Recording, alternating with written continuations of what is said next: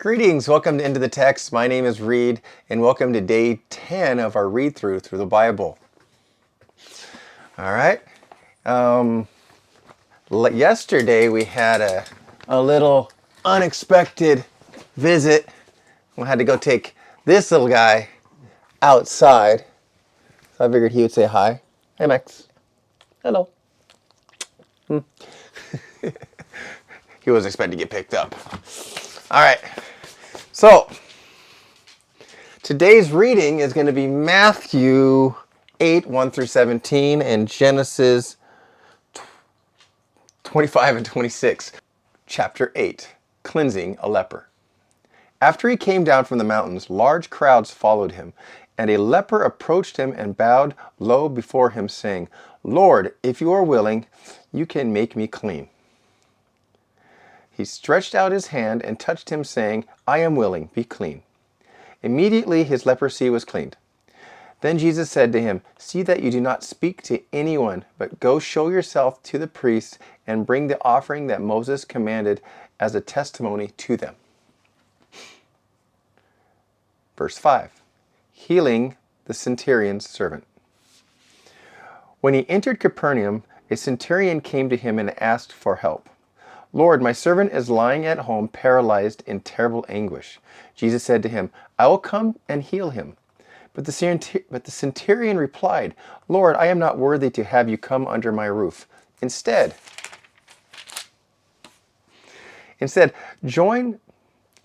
just say the word and my servant will be healed. For I too am a man under authority, with soldiers under me. I say to this one, 'Go,' and he goes. To another, 'Come,' and he comes. And to my slaves, 'Do this,' and he does it." When Jesus heard this, he was amazed and said to those following him, "I tell you the truth, I have not found such faith in anyone in Israel. I tell you, many will come from the east and west to share the banquet with Abraham, Isaac, and Jacob in the kingdom of heaven. But the sons of the kingdom will be thrown out into the outer darkness, where there will be weeping and gnashing of teeth." Then Jesus said to the centurion, "Go, just as you believed, it will be done for you." And the servant was healed at that hour. Verse 14. Healings at Peter's house. Now when Jesus entered Peter's house, he saw his mother-in-law lying down, sick with a fever. He touched her hand, and the fever left her. Then she got up and began to serve them. When it was evening, many demon-possessed people were brought to him. He drove out the spirits with a word and healed all those who were sick. In this way, what was spoken by the prophet Isaiah was fulfilled. He took our weaknesses and carried our disease. All right, that's our Matthew 8, verses 1 through 17. Now let's jump over to Genesis 25. The death of Abraham. Genesis 25. Abraham had taken another wife named Keturah. She bore him Zimran, Jokashan, Medan, Ishbak, Shuan, Jokashan, and became the father of Sheba and Dedan. Descendants of Dedan are the Asherites, Levishites, and Luminites. The sons of Medan were Ephraim, Epher, Haktok, Abadad, Eladad. These were the descendants of Kekrash, I butchered him, I know. Everything he owned, Abraham left to his son Isaac. But while he was still alive, Abraham gave gifts to the sons of his concubines and sent them off to the east away from his son Isaac. Abraham lived a total of 175 years. Then Abraham breathed his last and died at good old age. An old man who had lived a full life, he joined his ancestors. His sons Isaac and Ishmael buried him in the cave of Machpelah near Mamre, in the fields of Ephron, the son of Zophar, the Hittite. This was the field that Abraham had purchased from the sons of Heth. There Abraham was buried with his wife Sarah. After Abraham's death, God blessed his son Isaac. Isaac lived near Beer Lao Roy. The sons of Ishmael. Verse 12. This is the account of Abraham's son Ishmael, whom Hagar, the Egyptian, Sarah's servant, bore to Abraham. These are the names of Ishmael's sons, by their names according to their records. Naboth. Okay.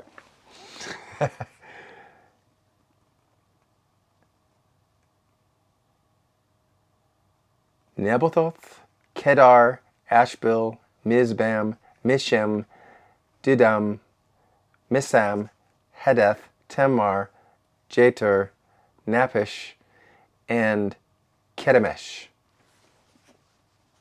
Yeah. These are the sons of Ishmael, and these are the names by their settlements and their camps. 12 princes according to their clans. Ishmael lived a total of 137 years. He breathed his last and died, and he joined his ancestors. His descendants settled from Havilah to Shur, which runs next to Egypt, all the way to Asher. They settled away from all of their relatives. Jacob and Esau, verse 19. This is the account of Isaac, the son of Abraham. Abraham became the father of Isaac. When Isaac was 40 years old, he married Rebekah, the daughter of Bethuel, the Aramean from Paddan, Arman, the sister of Laban, and the Aramean. Yeah, okay, butchered that, I know. Isaac prayed to the Lord on behalf of his wife because she was childless. The Lord answered his prayer, and his wife Rebekah became pregnant. But the children struggled inside her, and she said, "Why is this happening to me?" So she asked the Lord, and the Lord said to her, "Two nations are in your womb, and two people will be separated from within you. One people will be stronger than the other, and the older will serve the younger." When the time came for Rebekah to give birth, there were twins in her womb. The first came out reddish all over, like a hairy garment, so they named him Esau. When his brother came out with his hand clutched to Esau's heel, they named him Jacob. Isaac was 60 years old when they were born.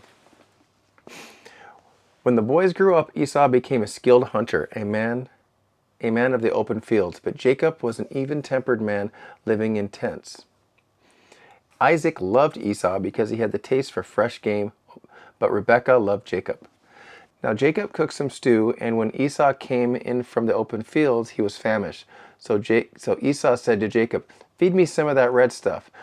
"Yes, the red stuff, because I am starving." That's why he's called an Edomite. Edom. Okay, guess that makes sense in their culture. But Jacob replied, "First sell me your birthright." "Look," said Esau, "I'm about to die. What use is a birthright to me?" But Jacob said, "Swear an oath to me now." So that Esau swore an oath to him and sold his birthright to Jacob. Then Jacob gave Esau some bread and lentils too. Esau ate and drank, and then got up and went out. So Esau despised his birthright. That's a bit weird. Okay. Chapter 26. Isaac and Abimelech. Probably not the same Abimelech that Abraham dealt with. Probably I'm guessing, a last name type thing. So maybe his grandson or son. But Abimelech. Verse 1, chapter 26. There was a famine in the land, subsequent to the earlier famine that occurred in the days of Abraham. Isaac went to Abimelech, the king of the Philistines, at Gerar. The Lord appeared to Isaac and said, "Do not go down to Egypt. Settle down in the land that I will point out to you. Stay in this land. Then I will be with you and will bless you, for I will give you these lands. For I will give all these lands to you, to your descendants, and I will fulfill the solemn promise I made to your father Abraham. I will multiply your descendants so they will be as numerous as the stars in the sky, and I will give them all of these lands. All the nations of this earth will pronounce blessings on one another, using the name of your descendants. All this will come to pass because Abraham obeyed me and kept my charge, my commandments and my statutes, and my laws." So Isaac settled in Gerar. When the men of that place asked him about his wife, he replied, "She is my sister." He was afraid to say, "She is my wife," for he thought to himself, "The men of this place will kill me to get Rebekah, because she is very beautiful." After Isaac had been there a long time, Abimelech, king of the Philistines, happened to look out the window and observed Isaac caressing his wife Rebekah. So Abimelech summoned Isaac and said, "Is she really your wife? Why did you just say she's my sister?" Isaac replied, "Because I thought someone might kill me to get to her." Then Abimelech explained, "What in the world have you done to us? One of these men nearly took your wife to bed, and you would have brought guilt on us." So Abimelech commanded all the people, "Whoever touches this man's wife will surely be put to death." When Isaac planted in the land, he reaped in the same year 100 times what he had sowed, because the Lord blessed him. The man became wealthy. His influence continued to grow. Until he became very prominent. He had so many sheep and cattle and such a great household of servants that the Philistines became jealous of him. So the Philistines took dirt and filled up all the wells that his father's servants had dug back in the days of his father Abraham. Abimelech said to Isaac, "Leave us and go elsewhere, for you have become much more powerful than we are." So Isaac left there and settled in the land of the Gerar Valley. Isaac reopened the wells that had been dug back in the days of his father Abraham, for the Philistines had stopped them up after Abraham had died. Isaac gave these wells to the same name his father had given them. When Isaac's servants dug in the valley and discovered a well with fresh flowing water, the herdsmen of Gerar quarreled. The herdsmen of Gerar quarreled with Isaac's herdsmen, saying, "The water belongs to us." So Isaac named the well Ekesh, because they argued with him about it. His servants dug another well, but they quarreled over it too. So Isaac named it Shidna. Then he moved away from there and dug another well. They did not quarrel over it, so Isaac named it. Drop a Bible. They did not quarrel over it, so Isaac named it Rehoboth, saying, "For now on the Lord has made room for us, and we will prosper in the land." For Isaac went up to Beersheba. The Lord answered. From there, Isaac went up to Beersheba. The Lord appeared to him that night and said, "I am the God of your father Abraham. Do not be afraid, for I am with you. I will bless you and multiply your descendants for the sake of your servant. I will bless you and multiply your descendants for the sake of my servant Abraham." Then Isaac built an altar there and worshipped the Lord. He pitched his tent there, and his servants dug a well. Now Abimelech had come to him from Gerar, along with Ahazah and his friend Phicol, the commander of his army. Isaac asked them, "Why have you come to me? You hate me and sent me away from you. Sent me away from you." They replied, "We could plainly see the Lord is with you. So we decided there should be a pact between us, between you and us.